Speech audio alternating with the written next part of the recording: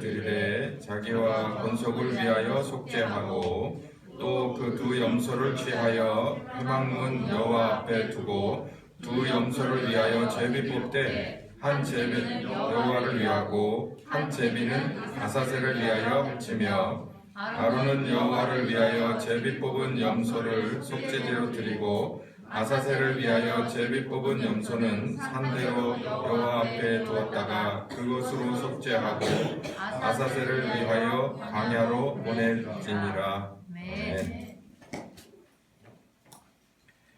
오늘 말씀의 제목은 재물을 원하시는 하나님입니다.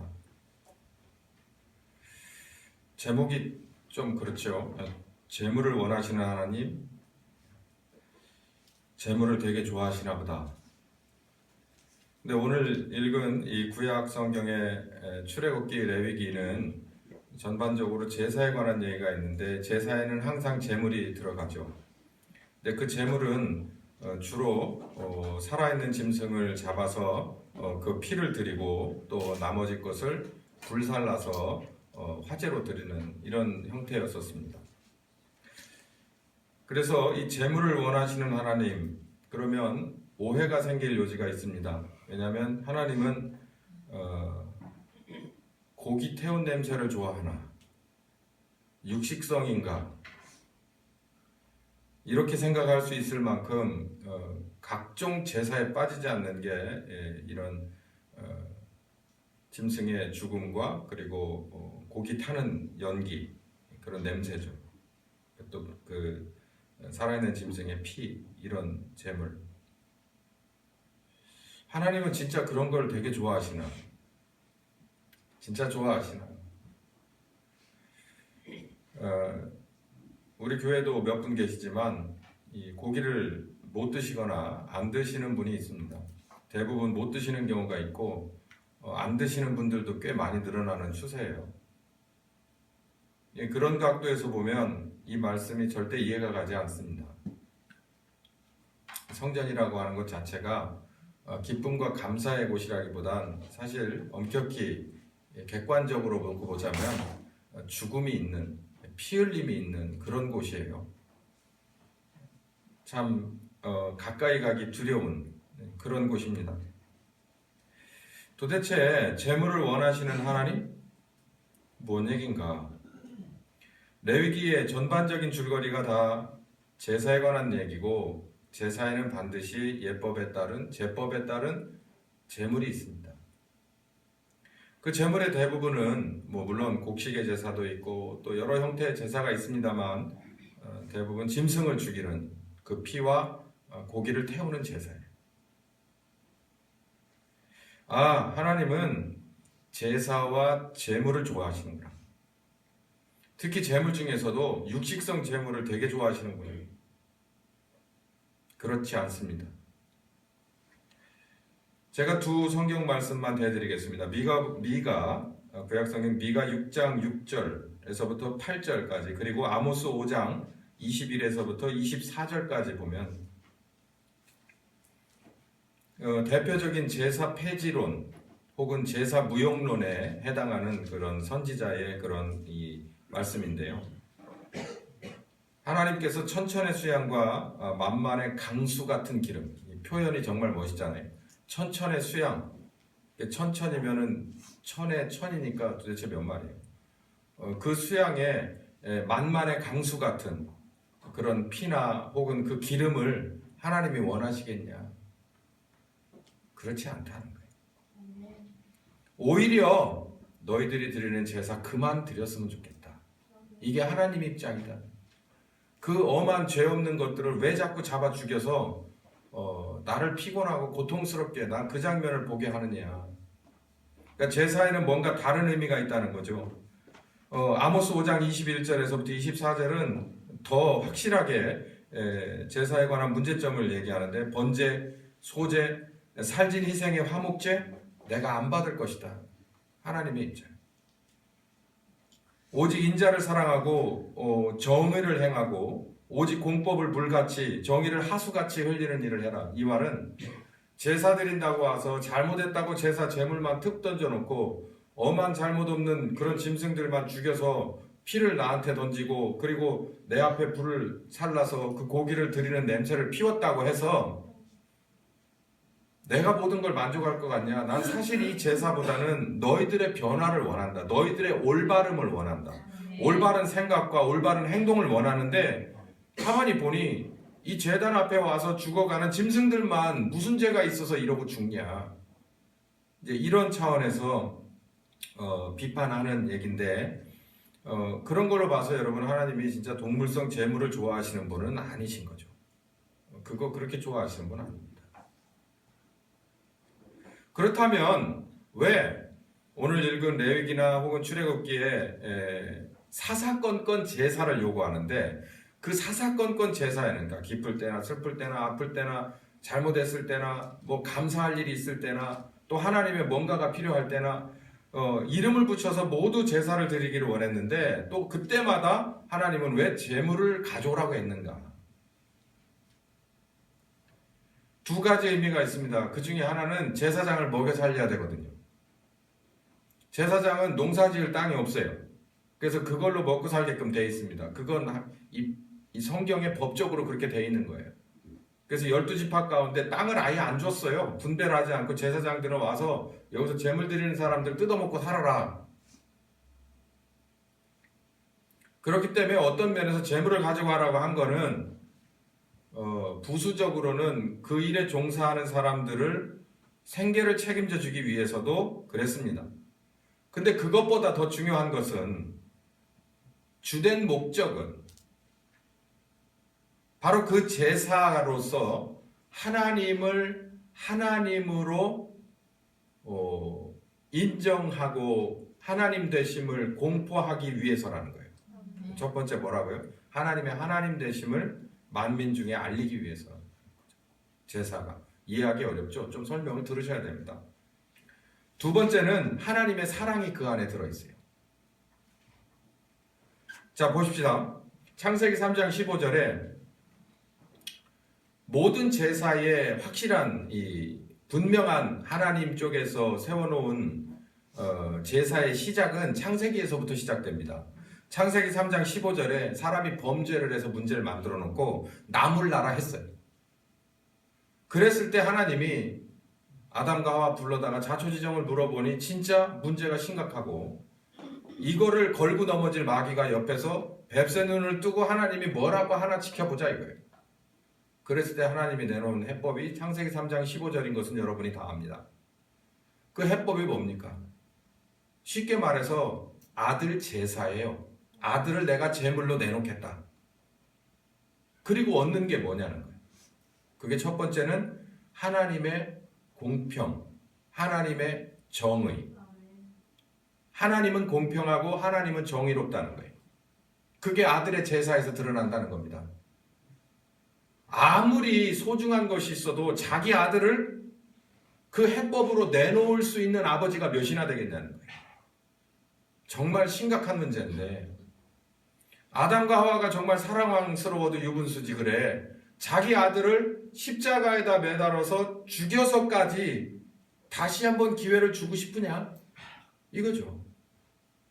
저는 그 은혜로 입어서 적응까지 와서 여러분 앞에 선 목사가 됐지만 가끔 정말 하나님은 하나님이시라고 고백할 수밖에 없는 건 저 같으면 못할 것 같아요. 정말 대단한 뭔가 역사를 바꾸는 일이 있다고 어떻게 내 아들을 제물로 갖다 내놓으라고 하면 할 수 있겠냐는 거예요. 쉬운 일이 절대 아니에요. 그런데 하나님은 이 아담과 하와를 구원하시기를 원했는데 일단 구원하려면 다시 한번 기회를 줘야 되는데 그 다시 한번 기회를 주려면 반드시 갚아야지. 잘못한 거 갚아야지. 그래야 다시 기회를 주잖아요. 이렇게 할 수 있어요. 야, 그냥 눈 감고 그냥 밀어붙여. 그냥 없었던 걸로 야. 이럴 수 있다 이 말이에요. 충분히 요즘도 비일비재하게 일어나는 거예요. 위에서 아래로 그냥 넘겨주지? 이럴 수 있단 말입니다. 근데 지존하신 하나님이에요. 그 위는 아무도 없어요. 하나님이 이거다라고 얘기하면 그게 끝인 거죠. 근데 죄값은 반드시 치러야 되는 거예요. 근데 그게 가볍지가 않아요. 사망인데 그거 이번 한 번만 유예하자고 할 수 있지만 그러면 하나님이 땅바닥에 떨어지는 거예요. 하나님 위가 없는데도 하나님 그 위가 없는데도 하나님은 그걸 반드시 지키십니다. 그 제사의 의미죠. 하나님의 하나님 되심. 여러분 우리가 예수로 말미암아서 또 다른 기회를 얻고 하나님을 나의 하나님으로 모시고 나는 그분의 백성 뭐 이런 걸 우리가 얘기하면요. 다른 사람들은 비웃습니다. 근데 어떤 때 비웃지를 않느냐면 내가 하나님 스타일대로 살 때 비웃지를 않아요. 그냥 이렇게 말하겠죠. 아, 고지식하네. 세상을 모르네. 정말 힘든 걸 안 겪어봤나 봐. 그냥 이 정도로 비아냥거릴 수 있지만 속으로는 야, 저 사람 쉽지 않다. 우리가 하나님을 진짜 나의 하나님으로 고백하고 뭐 교회 와서 이러고 있으면요. 그건 뭘로 증명되냐면 하나님 스타일로 내가 사냐는 거예요. 다른 사람들이 다 어떤 식이라고 해도 그 스타일이 아니라 하나님 스타일. 창세부터 지금까지 또 앞으로도 영원히 변함없을 그 스타일이 내 가치의 기준이 되냐는 거죠. 그러면 다른 사람들이 나를 볼 때 저 사람 하나님 믿는 사람이 맞아. 이렇게 얘기하는 거지. 우리가 이곳에 나와서 다른 곳에서 주일날 오후에 오전에 예배를 드리고 찬송을 부르고 뭐 기도를 드리는데 뭐 이런 걸 하고 이러는 건 의미가 없어요. 얼마든지 연기가 가능하니까. 진짜 최종적으로 증명되는 건 내 삶 속에서 내가 진짜 하나님 스타일대로 사느냐는 거죠. 그게 증명되는 거예요. 두 번째는 하나님의 사랑입니다. 다시 한 번의 기회를 주는 것. 저는 사랑이라고 말하기보다는 이렇게 말해요. 하나님 사랑은 다시 한 번 기회를 주는 거예요. 다시 한 번. 하나님은 공평하고 정의로워요. 이거는 기회가 없는 걸 말합니다. 잘못했으면 잘못한 값을 치르는 거예요. 이게 공평과 정의예요. 그런데 한쪽에는 사랑이 있어요. 다시 한 번 기회를 주는 겁니다. 근데 여지까지 잘못했던 것, 내가 눈 감아줄게, 내가 눈 한번 질끈 감아줄게 하고 끝나는 게 아니라 다시 한 번 기회를 주기 위해서 본인이 아들을 십자가에 내놓아야 한다 하더라도 그 고통을 감수하고서라도 하겠다는 거예요. 뭘? 내가 너에게 다시 한 번 기회를 주겠다는 거예요. 전 못 따라가겠습니다. 진짜 못 따라가겠습니다. 그래서 저는 하나님이라고 하는 이 세자를 제 입으로 내 마음속에 떠올릴 때 진짜 하나님은 하나님이라고만 부를 수밖에 없어요. 어떻게 그렇게 공평하고 정의로웠고 어떻게 그렇게 사랑이냐는 거예요. 제 인생을 놓고 봐도 기회를 주시기 위해서 제가 흘려보낸 기회가 한두 번이 아니에요. 하나님이 주신 기회가 여러 번 흘러갔죠. 그러면 아마 저처럼 아주 얇은 그런 사람 같으면 하나님 입장이라면 그냥 버려버렸을 겁니다. 모른다고 해버렸을 거예요. 내가 너한테 기회를 안 줬어? 내가 기라고 알려줬지? 버려버렸을 거예요. 그러니까 그대로 살다 죽어. 근데 하나님은 다시 기회를 준다는 거예요. 이게 사랑이에요. 다시 기회를. 그렇지만 다시 기회를 준다. 제사 안에는 그게 포함되어 있는 거예요. 그래서 제물을 요구한 겁니다. 제물을 갖고 와라. 네가 나한테 원하는 게 뭐냐? 잘못했습니다. 그러냐? 그러면 그 죄값을 치르는 거다. 이 짐승을 봐라.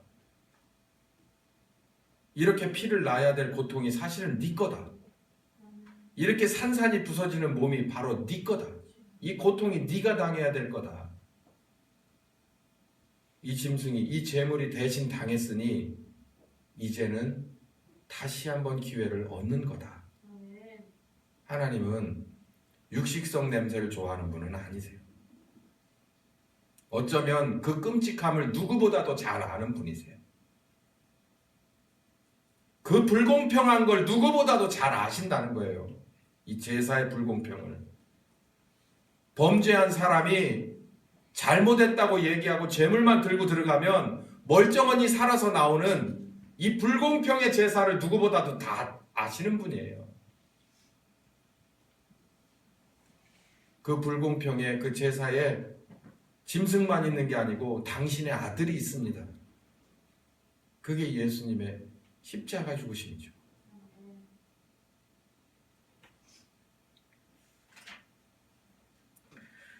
제물의 용도는 첫 번째 하나님의 공평과 정의로움을 증명하기 위함입니다. 두 번째 하나님의 사랑과 새로운 기회를 그 제물을 들고 온 죄인에게 주기 위함입니다. 이스라엘의 오늘 본문을 말하면 오늘 이스라엘의 모든 사람들이 1년간 죄를 지었던 것을 다 용서하고 새롭게 새로운 1년을 펼쳐갈 수 있게끔 그 두 염소에게 모두 뒤집어 씌워서 그 제물을 받으시고 하나님은 다시 기회를 주시는, 이건 바로 예수님의 십자가에 죽고 부활하시는 그 제사의 그림자인 것이죠. 이 본문을 보면 제물에 두 종류가 있습니다. 염소 2마리가 등장을 하는데요. 물론 아론을 위해서 송아지 1마리가 등장하지만 이스라엘의 모든 사람들, 이스라엘이라고 하는 이 모둠을 위해서 염소 2마리가 등장을 해요. 그 염소 2마리가 1년 동안 지었던 모든 이스라엘의 모든 사람들의 죄를 다 감당하고 그 죄값으로 죽는 거예요. 근데 종류가 있는데 하나는 피 흘림의 제사로 죽는, 피 흘리며 죽는 염소가 있어요. 그 제비를 뽑습니다. 두 염소가 있는데 제비를 뽑아서요. 모르겠어요. 염소가 이렇게 제비를 뽑는지는 모르겠는데 어쨌든 순서를 정해서 하나는 피 흘리고 죽는 염소가 있고 하나는 아사셀로 내보내는 염소가 있는 거예요. 이 피 흘리는 염소는 그 자리에서 그냥 피를 흘리고 죽습니다.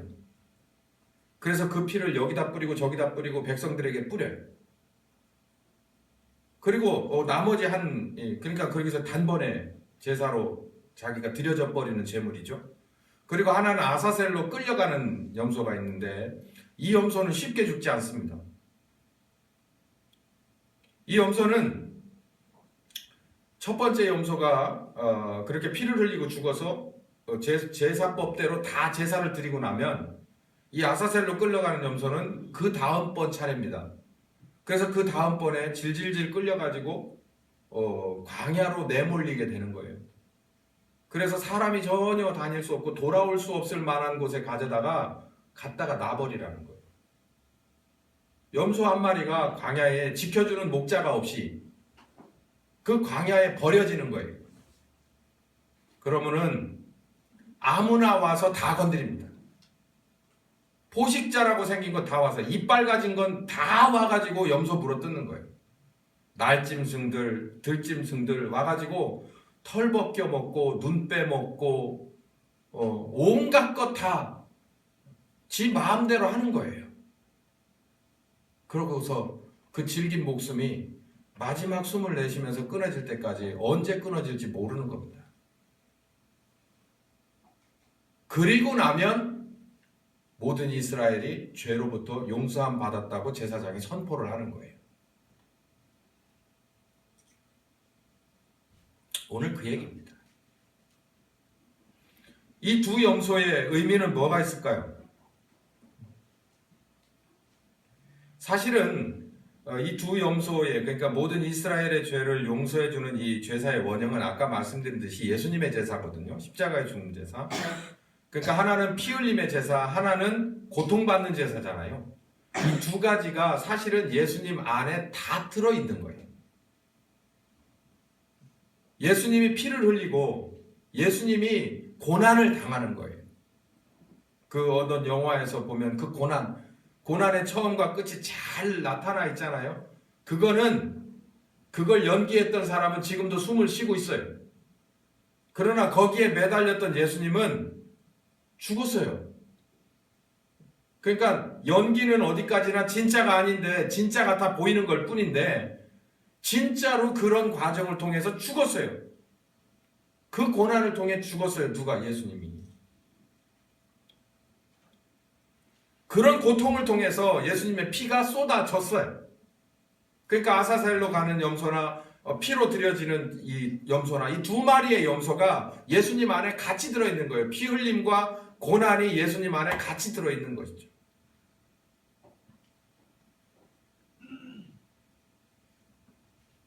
창세기 3장 15절 아까 말씀드린 사람의 죄 문제 해법으로 하나님이 예언하신 준비하신 제사의 방법은 바로 인자의 후손의 발꿈치를 상함입니다. 그게 바로 예수님이에요. 그러니까 예수님의 피 흘림과 예수님의 고난. 이사야 53장 3절부터 9절까지 잘 묘사되어 있습니다. 아주 잘 묘사되어 있습니다. 일단 예수님은 인정하지 않아요. 사람들이 인정하지 않아요. 하나님의 아들인데도 받아들여지지 않습니다. 그분은 매를 맞아요. 그분은 피가 납니다. 그분은 온갖 고난이란 고난은 다 당하고 죽임 당하는, 그러니까 도살 당하는 그런 짐승의 대우를 받습니다. 그리고 죽죠.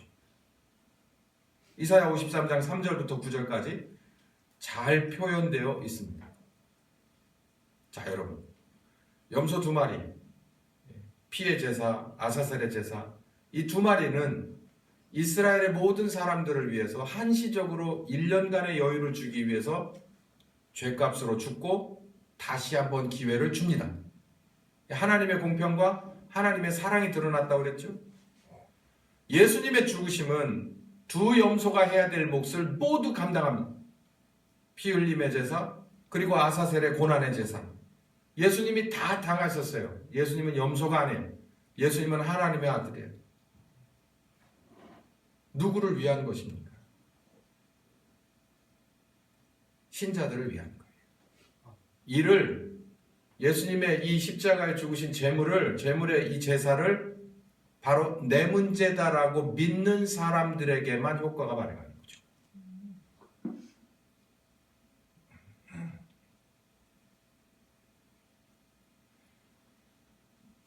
그런데 오늘 설교는 이 아사셀 염소, 희생의 염소, 이 피의 염소 이걸 얘기하고자 하는 게 아니에요.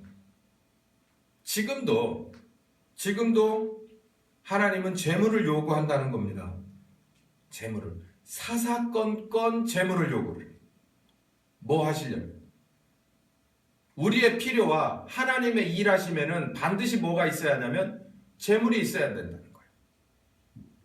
히브리서 8장 3절 보면은 대제사장이 뭐 하는 사람이냐라는 얘기를 합니다.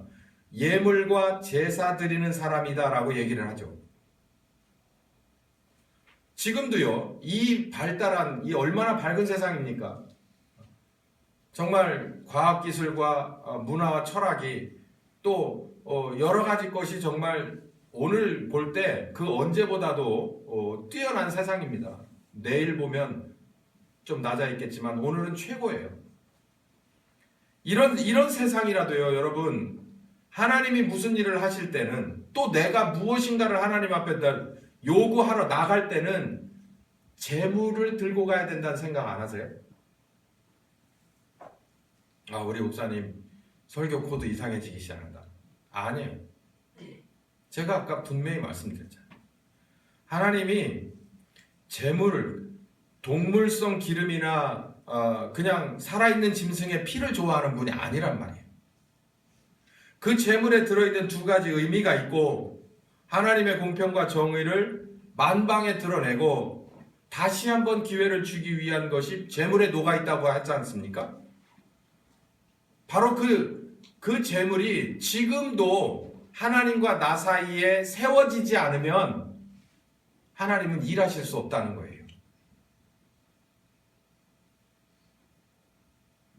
예, 처음 듣는 것 같은 이 눈빛, 제가 참 난감합니다.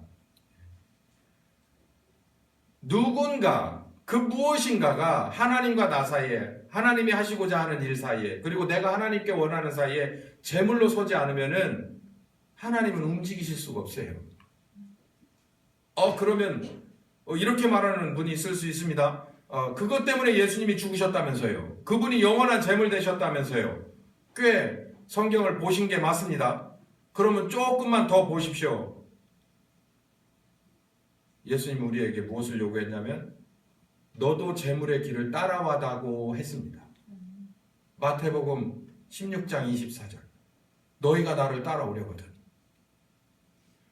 나를 제물 삼아서, 영원한 제물 삼아서 하나님 앞에 요구하고, 하나님 앞에 부탁하고, 하나님 앞에 달라하고, 하나님한테 용서를 빌고, 제물이 필요하거든 내 거 가져다가 대라라고 했느냐는 거예요. 맞습니다. 영원한 제물은 예수님 제사가 맞습니다. 예수님의 제사보다도 확실한 제사를 우리가 드릴 수 없고요. 예수님보다 확실한 제물이 우리가 될 수는 없습니다.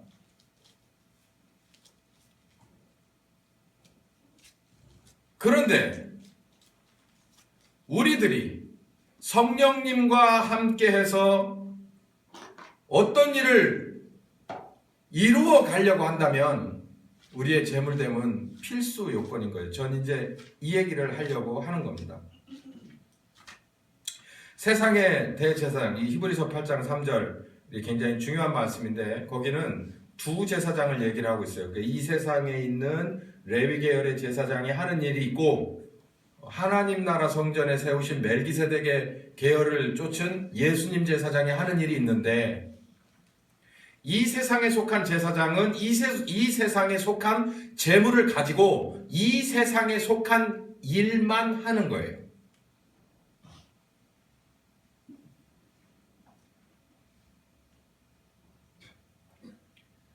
하나님 나라의 영원한 제사장인 예수님께서는 하나님 나라의 일을 하는 겁니다. 하나님 나라의 효과적인 재물을 들고 하나님 나라의 열매를 얻으시는 분이에요. 이게 오늘 설교의 초점이에요. 우린 이렇게 생각합니다. 하나님 앞에 뭐든지 기도하면 됩니다. 맞습니다. 근데 우리가 좀 신앙의 수준이 높아지면 구분해낼 줄 알아야 돼요.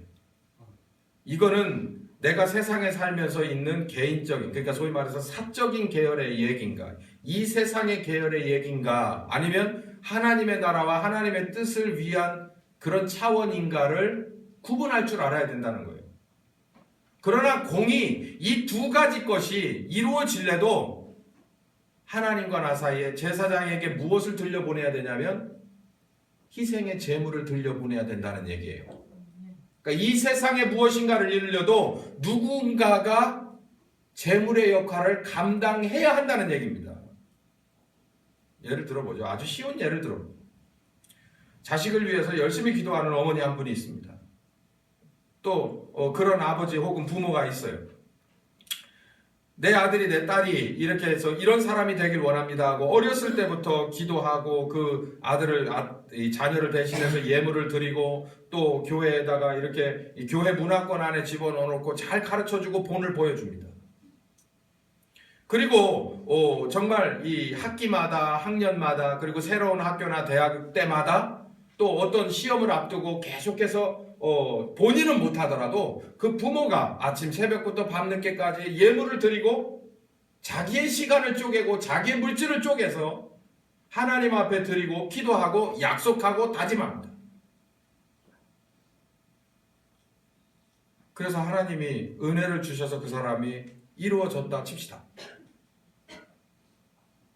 그러면 하나님이 무엇을 보셨을까요? 무엇을 받으셨을까요? 그 시험에 합격한, 그 위치에 올라가도록 그 회사에 취직한 그 사람을 보셨을까요? 전 꼭 그런 것 같지는 않습니다.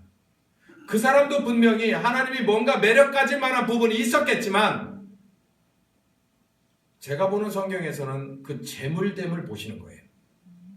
이스라엘의 범죄, 각양각색의 범죄가 다 있을 겁니다. 도저히 용서할 수 없을 만한 범죄도 있을 거예요. 그러나 그 염소 2마리를 하나님은 봅니다. 그 피 흘림과 고난을 보고 하나님이 그 제사를 받고 다시 한번 기회를 줍니다. 제물의 역할은 이 세상의 어떤 기도 제목을 응답을 내려오게 하기 위해서도 필요한 거예요. 하물며 하나님 나라의 일을 이루는데 제물이 필요하지 않겠습니까?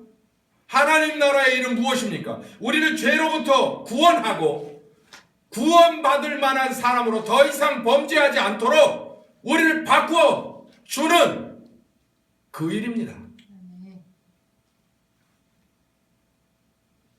그 일을 감당하는 데 있어서 재물이 필요하지 않을까요? 예수님은 이제 모든 것을 다 하실 수 있는 권한이 있으셔도 우리에게 손을 내민 바 있습니다. 베드로야, 내 양을 먹여줄래? 내 양을 쳐줄래? 내 어린 양을 먹여줄래? 예루살렘을 떠나지 말고 너희들은 약속하신 성령을 기다려. 예루살렘 온 유다 사마리아 땅끝까지 이르러 내 증인이 되줄 수 있겠냐? 우리 같은 고사리 손이 무엇 필요해서예요? 우리가 외치면 얼마나 크게 외칠 수 있다고, 우리가 가면 하루 종일 열심히 가면 얼마나 갈 수 있다고, 우리 보고 뭘 해달라고 하는 하나님이겠냐는 거예요. 다른 게 아닙니다.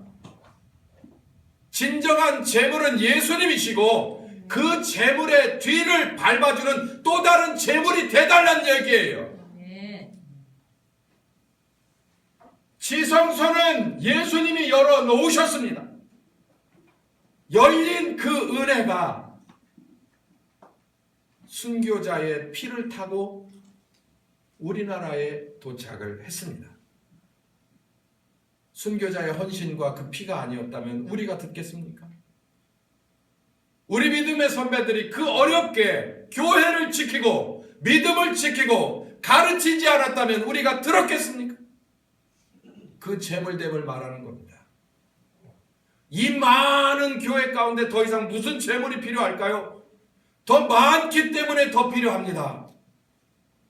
더 많기 때문에 이제는 열매를 내야 되기 때문에 진정한 재물이 필요한 거예요. 재물. 지금 사순절이고 고난 주간으로 가고 있지 않습니까? 여러분은 뭘 생각하고 계십니까? 이 사순절의 고난 주간에 아이고야 예수님이 나를 위해서 십자가에 이거 어쩌면 좋냐? 내가 할 수 있는 건 뭐가 있을까? 있습니다. 여러분이 재물이 되십시오. 여러분이 재물이 되십시오. 예수님을 닮아 예수님 스타일이 되십시오. 예수님은 하나님을 세워드리고 우리를 구원하기 위해서 십자가를 지는 재물의 역할을 했어요. 아사셀의 염소와 이 피 흘리고 죽는 염소의 모든 걸 감당을 혼자 했습니다. 우리도 그 예수님을 그 스타일을 닮아 가야 되는 겁니다.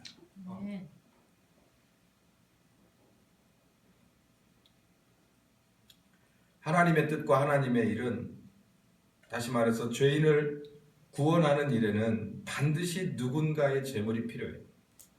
예수님의 제사, 완벽한 온전한 영원한 제사, 그 제사의 공로와 효과를 배달해 줄 만한 또 다른 작은 제물이 반드시 있어져야 한 발자국이라도 갈 수 있는 거예요. 전 가끔 상담할 때 이런 얘기하죠. 상대방을 보지 마십시오. 본인을 먼저 보십시오.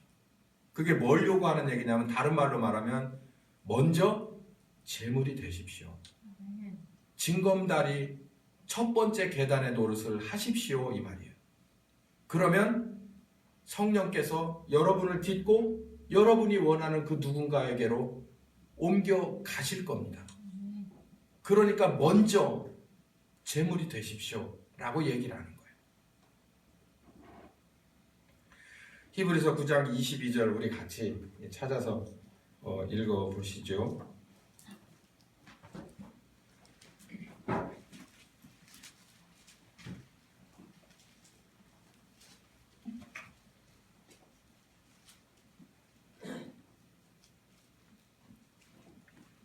22장 중간쯤에 피 흘림이, 거기부터 시작. 피 흘림이 없은즉 사함이 없느니라.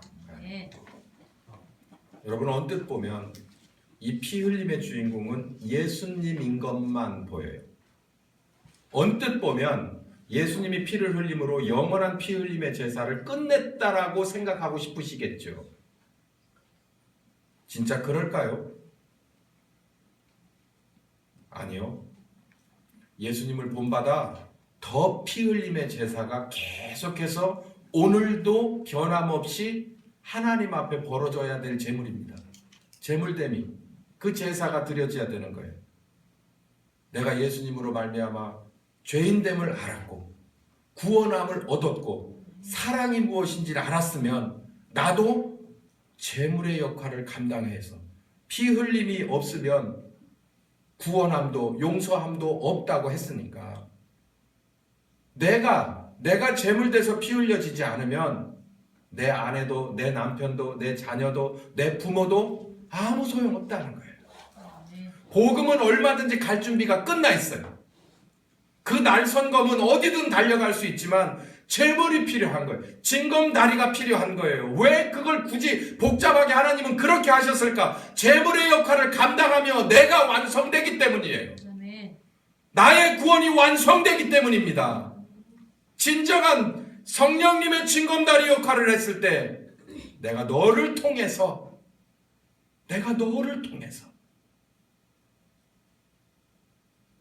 그 누군가에게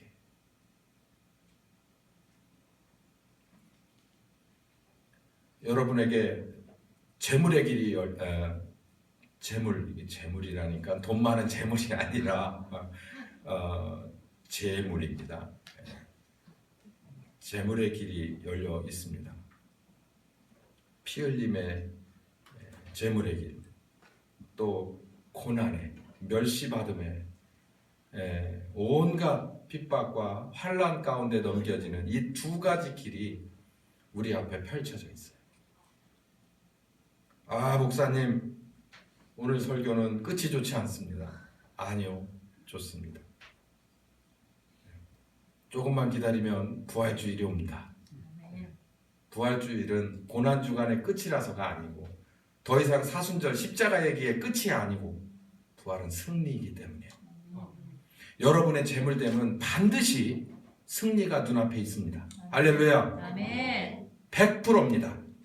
예수님이 십자가 죽고 부활하신 것은 바로 재물됨은 반드시 열매와 결과가 하나님스럽게 있다는 승리를 말해주는 거예요. 어떤 목사님이 저에게 이렇게 가르쳤습니다. 십자가의 죽으심과 부활하심은 바로 이 손바닥과 이 손등과 같다. 십자가에 죽기만 하면 그날 붕어빵 뒤집듯이 뭐 한다는 거예요? 하나님이 부활로 뒤집을 것이다라는 거예요. 뒤집을 것이다. 십자가의 죽음과 부활은 그 가운데 수식어가 필요한데 딱 적당한 말이 하나님이 뒤집어 버리다. 할렐루야. 우린 이걸 믿어요. 그러기 때문에 재물의 길을 제가 가자고 요구하고 소리를 지르는 거고 여러분을 끌고 가는 것입니다. 뭐하기? 하나님이 역전시키실 것을 굳게 믿으니까. 여러분 가운데 혹시 기도의 제목들이 크고 작은 것들이 있습니까? 여러분 스스로가 먼저 재물 되시고 필요하다면 시간의 재를 드리십시오. 필요하다면 물질의 재물도 드리십시오. 그러면서 믿음으로 기도하고 성령님과 더불어 이 재물의 길을 꿋꿋이, 어떤 재물의 길? 피의 재물의 길, 그리고 고통받는 아사셀의 재물의 길 모두 가신 예수님을 본받아 그 길 뒤따라 가시면 100%입니다. 여러분의 기도 제목 100%예요. 그 기도 제목 하나님이 원하는 시간과 장소와 때 하나님 스타일대로 응답되고 해결될 것을 믿습니다. 기도합시다. 감사하신 주님, 귀한 주간에 예수님의 십자가를 다시 한번